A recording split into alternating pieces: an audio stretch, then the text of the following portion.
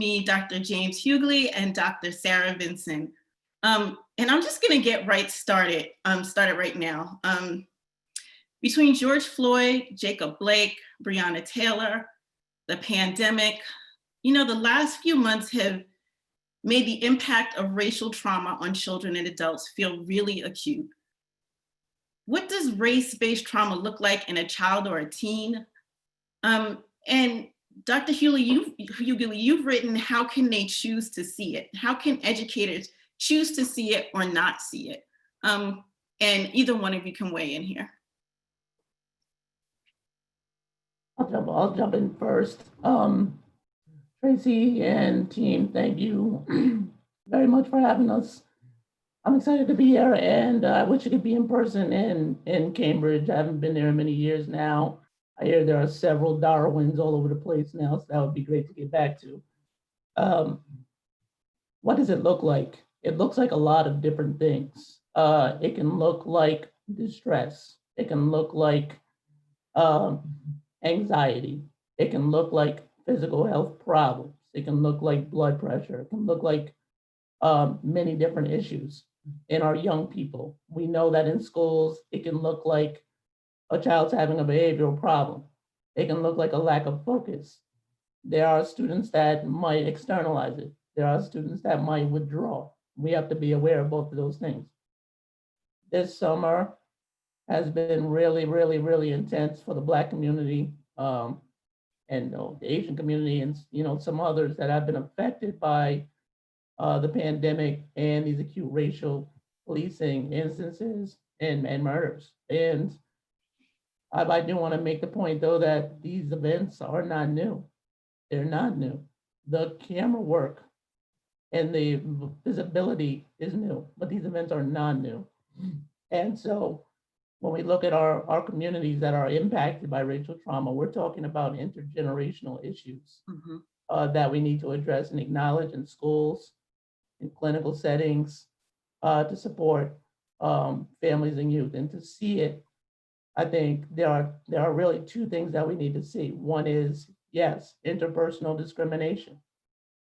People are doing that subconsciously, but also, as we see all the time, very consciously. And that does have a negative psychological effect on our kids and all of us that experience it. But there is another layer here that we need to see, and that is the structural layer, and that is structural racism. Structural racism that has, over generations, concentrated our children in poverty, that has impacted their family, the neighborhoods they're able to live in, the quality of the air that they breathe. These are all things that have implications for school success. These have all been racialized, and these all put our kids in situations where they're overexposed to adverse situations and stimuli. So we need to be aware at multiple levels. You want to weigh in there, Dr. Vinson? Sure. And of course, I agree with everything that was previously stated. And I think it's helpful to just go back to what trauma is at a very basic level, which is something that undermines someone's sense of safety and security. So when you're a child and you see people who look like you, who could be your dad, your uncle, your mom, your cousin being harmed, there's a way that you take that in that's different as a Black child than another child who is seeing this. And as was mentioned, this isn't new. And so I think even though this is coming into national consciousness, perhaps in a new way, this is something that your students have carried for years, that their families have carried for years. And it absolutely affects how they operate in the world. I think it's another important distinction to make between anxiety and fear. So often we talk about anxiety, which is when people are distorting risks or they're overestimating their risk and they're worrying unnecessarily. But when you see people with the authority of the state who have a license to shoot to kill, who are harming people and seemingly often not facing a lot of consequences, you can understand where a child's fears would come from, that this isn't some distortion. It's actually, unfortunately, a reality-based thing for them to not be as trusting of authority or police, or that the world is this fair place. And I think a really important implication for education is that Unless you're a kid who just loves being at school and loves learning and has a perfect learning environment for you, a big part of school is believing that if I work hard and I study, this is going to give me a better future. Well, that presupposes that that child trusts they're going to have a future. It presupposes that that child thinks my decisions will impact my future.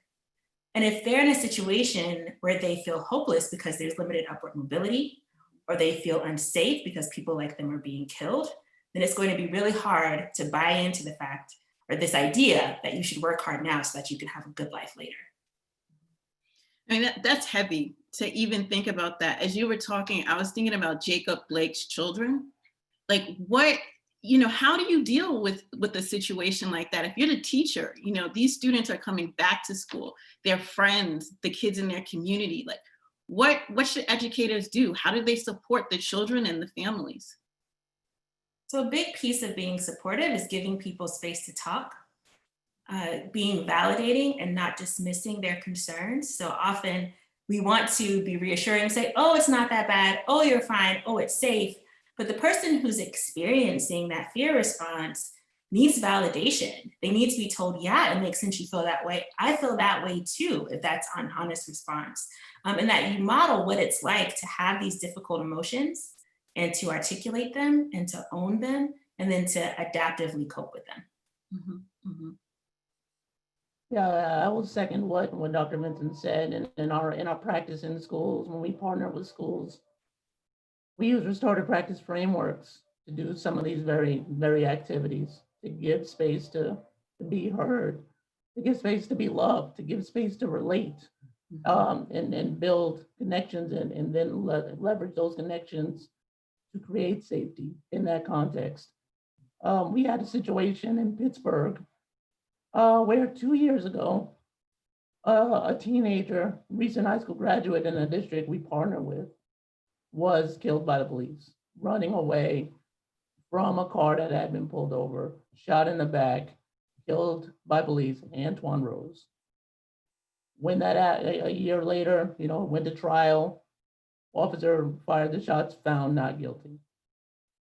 Kids in our school knew Antoine Rose, family members, people that also had experienced violence. Some of our students, we had one of our leaders, her brother was murdered a year before. We used our practice very much as Dr. Vincent described to bring people together, express feelings, build community, build mutual support. And part of that is also talking about, the racial implications and the injustices that exist that put students in situations like that, and then have them subject to the biases that may come into play in a given moment in that sort of double quandary that they're in at that times. And so, yeah, I 100% agree. Those are the kinds of interventions that we need. You're speaking about interventions in the school, and it made me think of the parents, right? Like, what's the support for the parent? I think about, parents who have children who are like 3, 4, 5, that early childhood age. And as a parent, you're experiencing the same trauma, in the way that you explain race-based trauma. How do you as the parent support your child while supporting yourself? So I think it's really important for parents, extended family members who play an important role in children's lives, everyone, to understand that you can't give what you don't have. And kids watch what you do more than they watch what you say.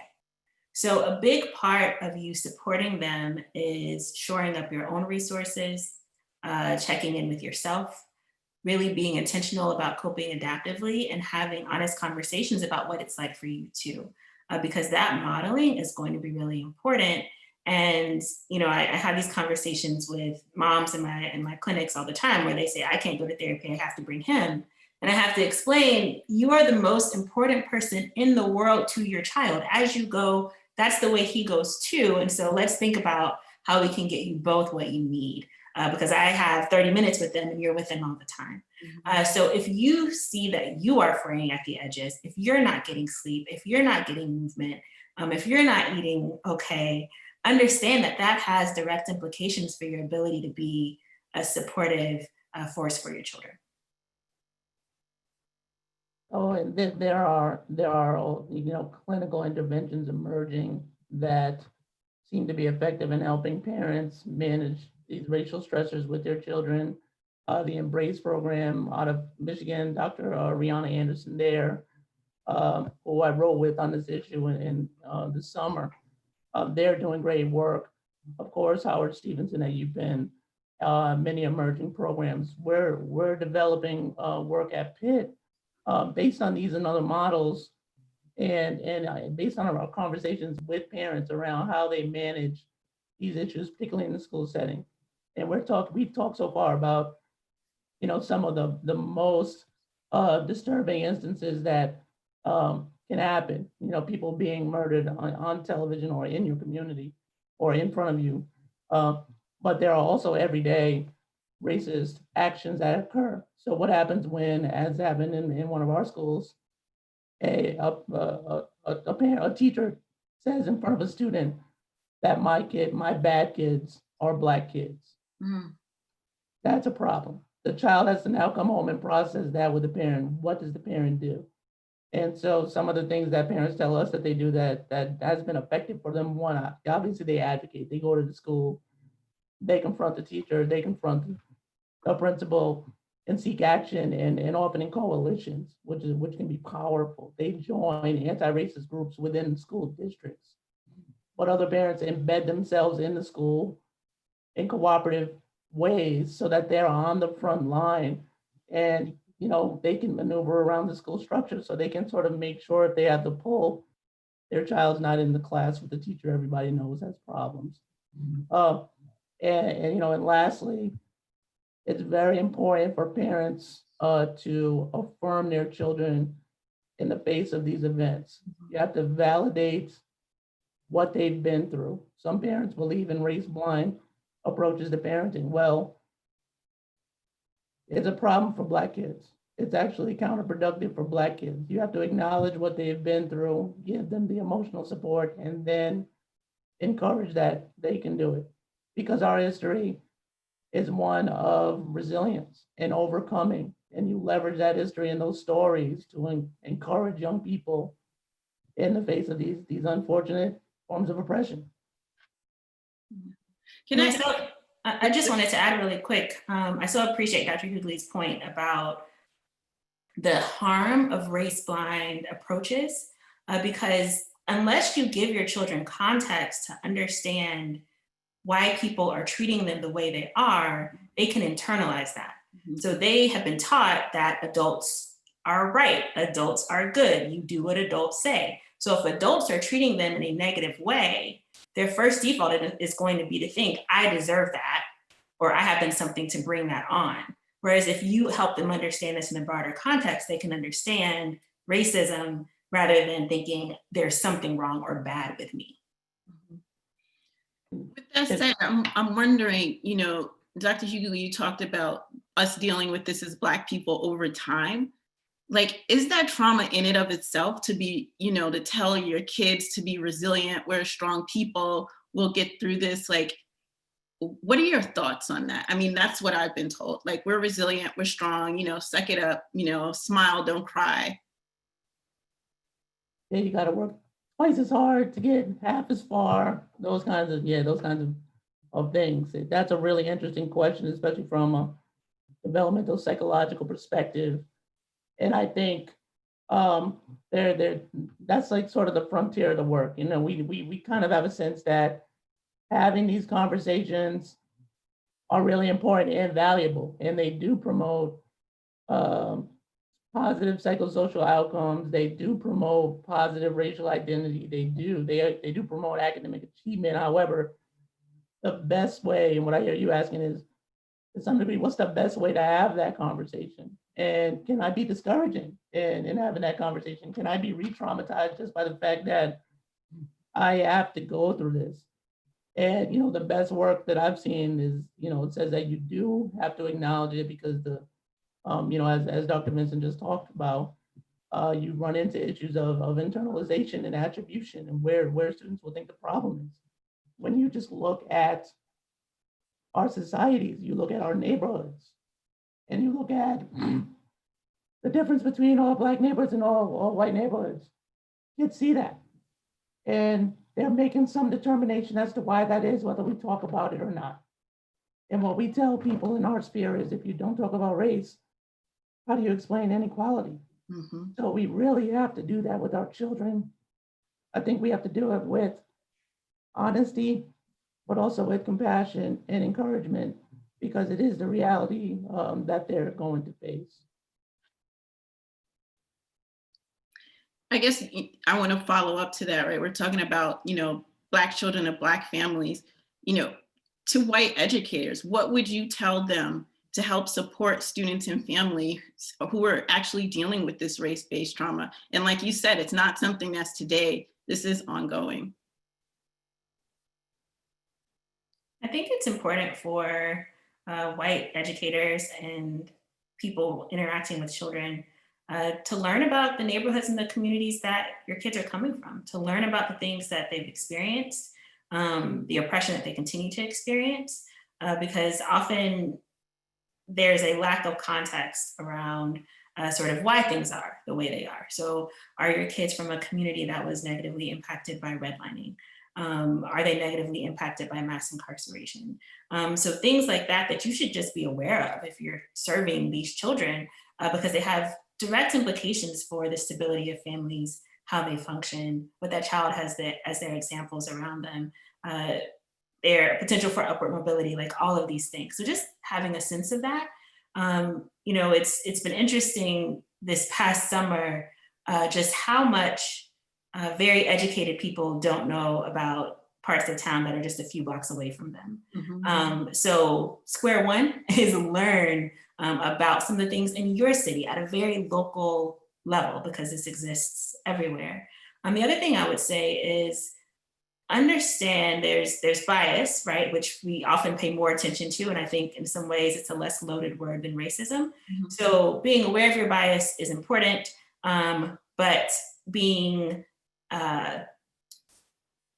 intentional about addressing how you may be contributing to structural racism is more important than you doing some training and being aware of your bias. So for instance, if you're looking at your disciplinary track record for the past 2 years, if you are suspending Black boys more than you're suspending white boys, that could be an example of structural racism. That needs to be addressed. There need to be concrete steps in place, and you need to keep measuring it. Those are the sorts of things we need people to do after they've taken some time to learn. I agree with those points. And, we had a scenario where we went into a school to do some of this work.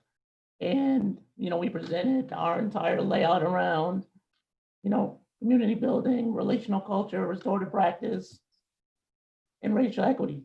And, after the training, the vice principal came up and said, I think everything you're doing is great, but we don't need that race piece.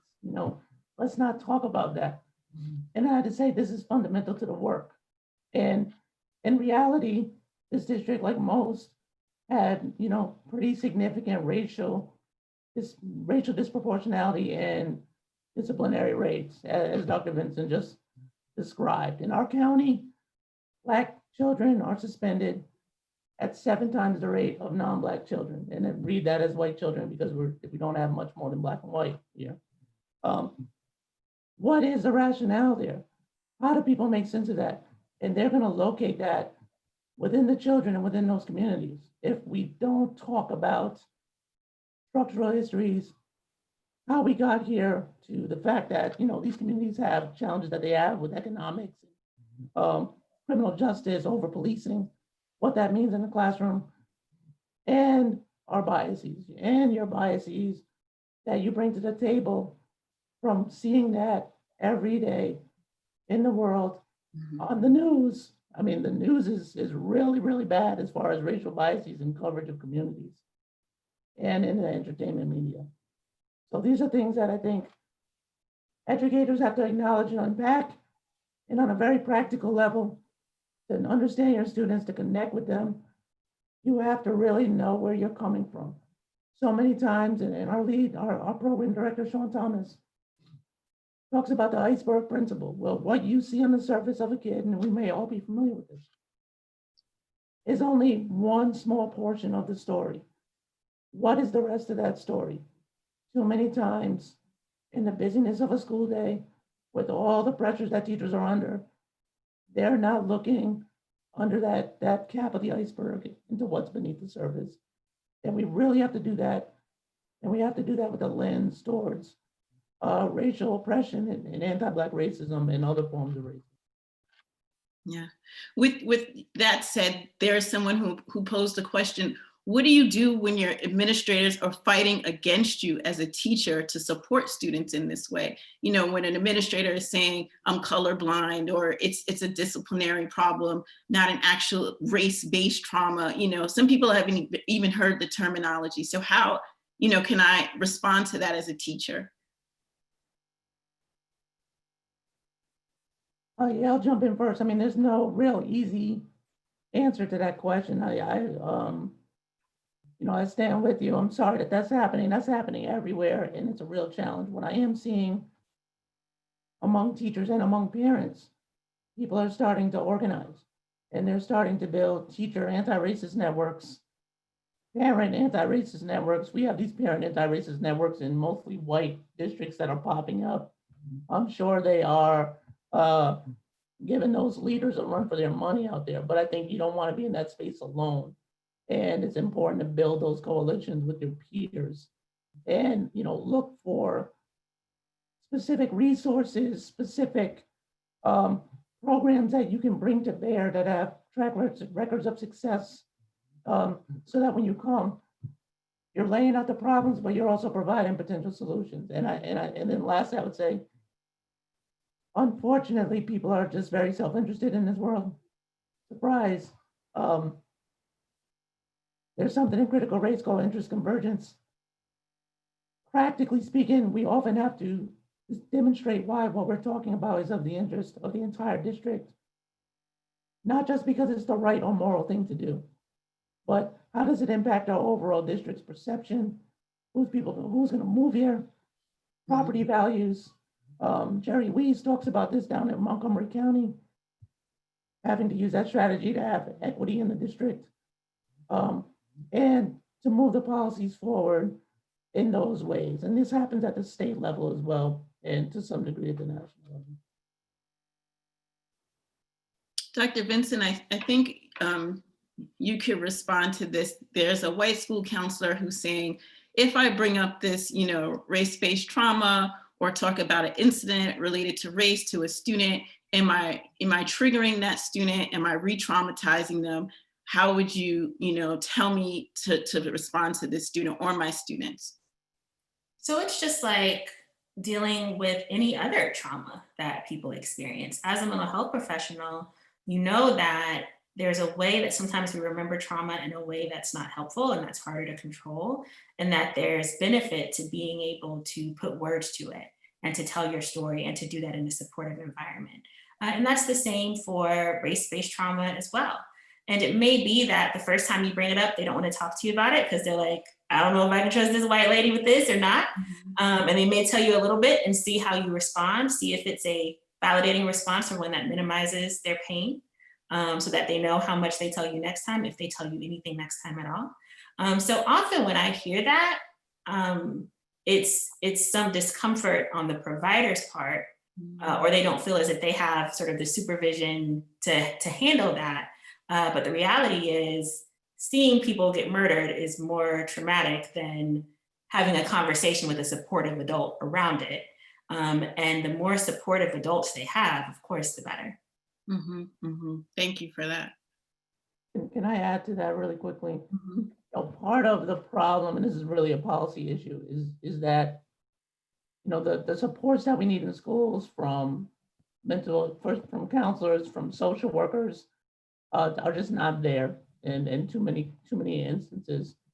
Because ideally what we would advocate for is that there's teachers, but there's also support staff that are in the building, that are specialized and trained, and they know the kids. They're not secondary contracted mental health providers that come in as needed that have no relationship. These are people that have relationships with the kids. The national recommendation for social workers per students in terms of ratio is 250 students for one social worker. The same is true for school counselors. The school we worked in last year had 700 kids, one social worker, 0 school counselors. How are you expected to successfully process the issues we're describing when schools are that under-resourced? Of the 50 states in the US, only 8 states have mandatory social worker ratios, and none of them are under 500 to 1. But we're way behind in recognizing the need to address these issues and support our students holistically. With that said, how do teachers support themselves, especially those teachers who are experiencing the same trauma and have to show up the next day and teach kids? So again, I think it comes back to being honest with yourself and honest with your students, and modeling some of those difficult feelings that you may be experiencing. And it's been interesting being a Black mental health provider during this time. I've had a lot of my patients asking me how I'm doing, and not in that like cursory how you doing, but like, no, really, how are you doing way. And I think this is a time where, of course, you want to be appropriately boundaried and professional, but where it's okay to say, this is a hard week, guys, and we're going to do what we can to get through today the best we can. And if you need breaks, it's okay. And if I need a break, I'm going to take one. And sort of doing that, and again, modeling it, because you know, the unfortunate reality is this isn't going to go away anytime soon. So we can't just grin and bear it and close our eyes and wake up when it's all over. This is something we have to sort of manage the way you manage a chronic disease. And think about ways that we can be validating and recognize students' pain, while also sort of doing what we can as people who are supporting them. Yeah, I would only add that, you know, school leaders can have a major role in that. We partner with school leaders to bring in professionals that help teachers of all races for our process vicarious trauma that they might experience, or secondary trauma when their kids are dealing with issues in the media, but in their own communities, which, you know, happens quite a bit. And, you know, I would say, just on a very practical level, it can be a very quick win as a school leader, because teachers seem to really appreciate just someone saying, hey, what you're going through is rough. You need to take care of yourself. Here are some simple ways that you can think about this and do it every day. And can I just ask about, you know, Asian communities are experiencing this, Latinx communities are experiencing this, you know, undocumented folks are experiencing this. And how do people who are experiencing this, young people, but their families don't have the language, you know, of this trauma, of mental health, how do we support those students, and how can they support themselves?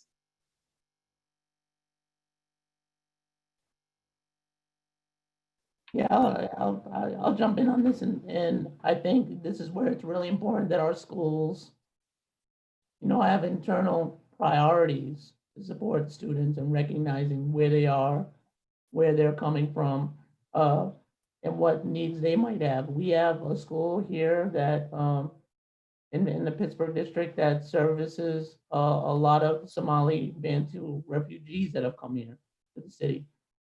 And part of their strategy has been to partner with a nonprofit that specializes in supporting those youth and their families, because so many things are very different. Mode of communication is very different. Entry point into the community is, you know, not just pulling up and popping out the car and knocking on doors. And so they've got requisite expertise and liaisons to do that work. And, you know, within the school community, there have to be spaces for students to feel safe, to feel validated, that aren't only just classroom spaces. And so, I mean, we strongly advocate for people in the building are, you know, we advocate for restorative practitioners to do this, but other people, deans of students that are intentional around building community holistically, but then also identifying where are these groups that need extra care and being attentive to that and strategizing around that as part of what they do on a full-time basis. And a big piece of that is being curious and asking students questions, right? So sometimes they communicate with words and sometimes they communicate with actions. So if a child is not doing their work, it could be they don't feel like doing their work, but it could be they don't understand it or they're too preoccupied with what happened in their neighborhood last night. And in order for you to know what the root cause is, you have to be curious and be willing to listen to what they tell you. Thank you. And we are at time. But before we leave, is there like one or two things that you'd like to leave the audience with that next steps could be for you as a parent, for you as an educator?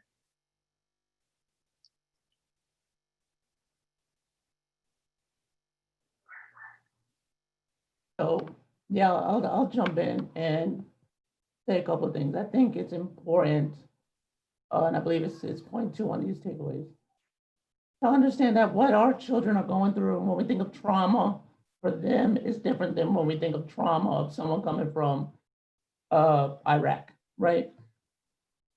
We have to think about trauma past, present, and future. They have gone through things, they are currently going through things, and they are likely to go through things again when we're talking about complex trauma in racially and economically oppressed communities. So our responses have to be mindful of the fact that these are ongoing issues. And we focus on in our work on how can we help you not only process what's happened, but stay standing and stay thriving in the face of what might be to come. And that has therapeutic and pedagogical implications and thinking of it that way. Second, again, related, trauma operates on multiple levels. Yes, there's interpersonal discrimination. Yes, that is deleterious for our kids. There are structural issues that are trauma rooted that people approach with race blind eyes and think that's just the way people are.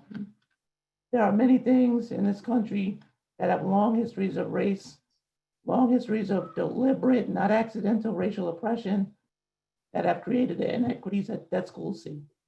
And part of our work is undoing the effects of that. And that also has implications for how we respond to trauma. And from my end, just that children are going to have stress responses right now because this is a stressful time. So we should expect that. And make sure that we're meeting those stress responses, which may look oppositional or defiant, with supportive and not punitive approaches. And just realizing that we're all being taxed right now. And so the basics are really important. And it sounds really simple, but I'm talking to my patients, my families a lot about sleep, nutrition, and movement, which is another word for exercise. Sometimes people don't like the exercise word, so I say movement. But particularly in districts that have not gone back to in-person school, where a lot of children were depending on school breakfast and lunch, thinking about the implications of that for learning and for mental well-being as a community, and being really proactive around that as well. Thank you so much, Dr. Vinson, Dr. Hughley, the audience. For future EdNow series or to see this on repeat, go to hgsc.me/EdNow. Thank you and have a wonderful day.